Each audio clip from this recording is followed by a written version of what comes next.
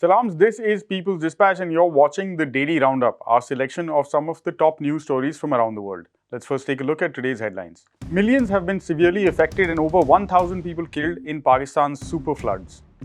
Protests mount over the release of gang rape and murder convicts in India.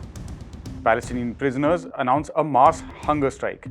And rights groups have condemned the murders of journalists in Colombia. As many as 33 million people have been severely affected in major floods that are being described as being of biblical proportions that have hit Pakistan's Sindh, Balochistan and Khyber Pakhtunkhwa provinces. The super flood resulted in as many as 1,000 deaths. The record-breaking monsoon rainfall has proved disastrous for Pakistan, triggering massive landslides, flash floods and mass displacement of tens of thousands of people. Homeless and displaced people are requiring now immediate assistance in terms of shelter, food, as well as medical aid. Communication lines are suspended in several areas in the country. Humanitarian agencies and local bodies are reaching out to those affected in what Pakistan is calling the worst humanitarian disaster of this decade. According to the country's National Disaster Management Authority and other government officials, the calamity or the magnitude of the disaster is even bigger than they had previously expected.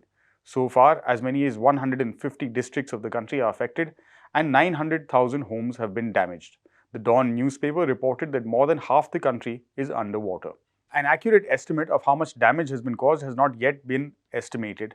However, the Office for Coordination of Humanitarian Affairs of the United Nations, the OCHA, estimated that in the southwestern Balochistan province, massive damage in terms of livestock and infrastructure has taken place, with as many as 500,000 livestock being killed and more than 3,000 kilometers of road and 130 bridges damaged. Balochistan has seen continuous rainfall 5 times more than the average for the year. Many of the less developed areas of the two provinces, Balochistan and Sindh, continue to remain submerged in torrential rainwater. The worst affected Sindh province has witnessed monsoon rains that are 8 times higher than the normal, according to the NDMA. The two provinces are expected to face food insecurity in the coming months until November this year. From back in June of 2022, at least 8 cycles of downpours have led to persistent and heavy flooding in all of these regions. The month of July was reported to be Pakistan's wettest, witnessing over 130% increase compared to the past 30-year average. Meanwhile, in Sindh, health experts have warned of the outbreak of diseases, communicable diseases predominantly, including malaria, dengue fever, typhoid, diarrhea, and skin infections among children, women, and elderly people who are most vulnerable. On Saturday, the 27th of August, there were mass demonstrations across India over the release of 11 men convicted of gang rape and murder. The state government of the province of Gujarat released the men who had raped Bilkis Bano and murdered members of her family. The incident occurred during the 2002 Gujarat communal riots. Thousands of people denounced the release of these men who were convicted of the crimes. They were serving life sentences in prison for what they had done. In the Indian capital, New Delhi, protesters demanded the state government reverse its decision. They sang songs in solidarity with the victims and the only survivor, Bilkis Bano herself. The protests in Delhi were organized by 22 women's organizations, including the All India Democratic Women's Association, the All India Progressive Women's Association, the Young Women's Christian Association, ISA, NAPM, AIU, WFP, and other groups. Protests were also held in other parts of the country, such as Bengaluru's Freedom Park and in the city of Mumbai. The release of the 11 convicts has led to widespread shock and outrage in India. Prominent jurists, activists, civil society figures, and politicians have called it a travesty of justice. They asked the central government to intervene in the matter and reverse the state government's decision. Several politicians from across the political spectrum filed an appeal in the Supreme Court of India asking to rescind the release. Recently, 134 former civil servants wrote to the Chief Justice of India and to the Supreme Court. They urged the court to rectify the glaring deviations from established law and the departure from government policy as well as propriety. The horrific events that we were talking about occurred on the 3rd of March 2002, when the 11 men gang raped then pregnant Bilkis Bano and killed 7 members of her family, including a 3-year-old daughter.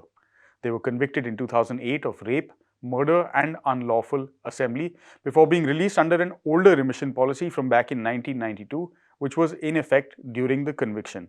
However, the state introduced a newer policy in 2014, which does not allow remission for violent crimes such as rape and murder.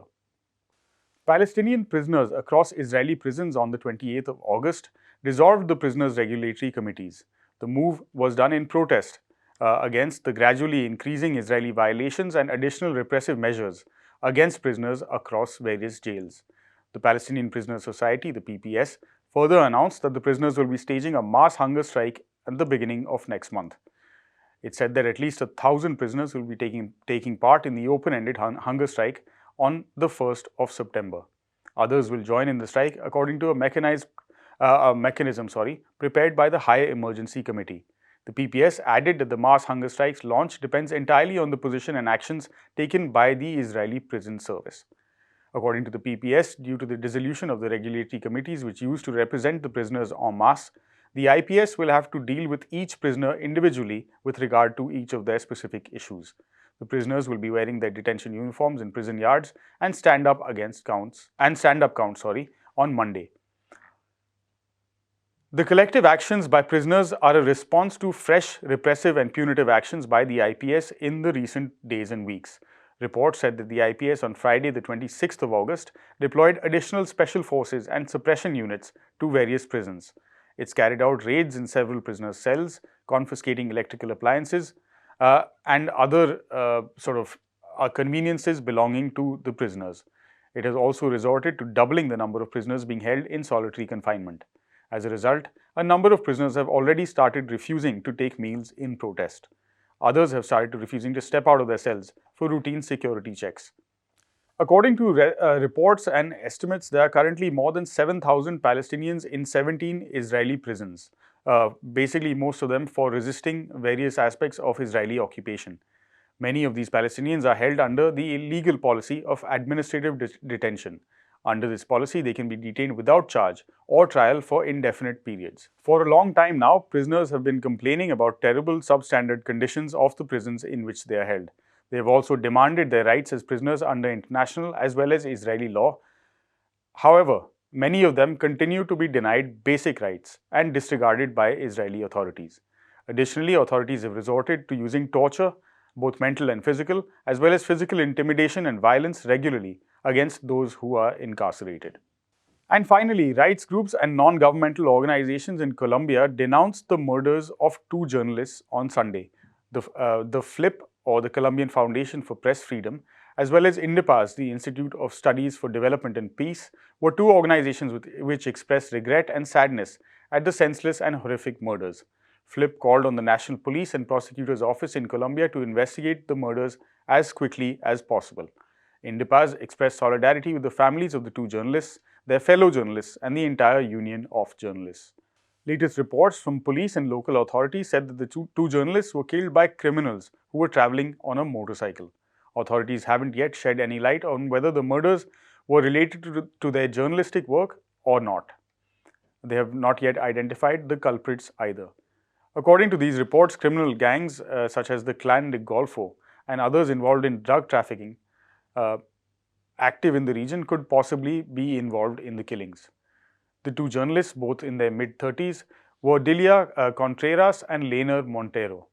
They were shot and killed on a road in the municipality of Fundación in the Magdalena part of the Caribbean region of the country. Contreras was director of the digital program La Bocina Col, whereas Montero was a director of a local radio station, Sol del Stereo. They were coming back from reporting on festivities in the Santa Rosa de Lima district when they returned to the city and were attacked. A third person was injured in the attack on the vehicle in which they were traveling as well. He was identified as Joaquin Alberto Gutierrez and is currently recovering at a municipal hospital. Flip later said that this was the first incident of its kind this year in which journalists have been killed. The last time a journalist was killed in the country was when Marcos Efrain Montalvo was murdered in Tuluá in the southwest part of the country in September 2021. Flip added that Montalvo's killing was the only one that took place that year. That's all we have on this episode of the Daily Roundup. For more details on these stories, please head over to our website peoplesdispatch.org and give us a follow on Twitter, Facebook and Instagram. Thank you for watching. Goodbye. you.